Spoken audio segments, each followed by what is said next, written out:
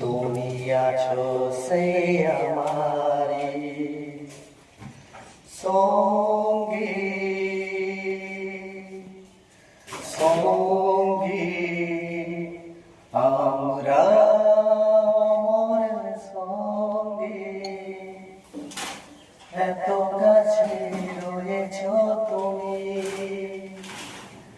আরো কাছে তোমাকে যে চাই তুমি ছাড়া এমন আপন আমার যে আর কেউ নাই।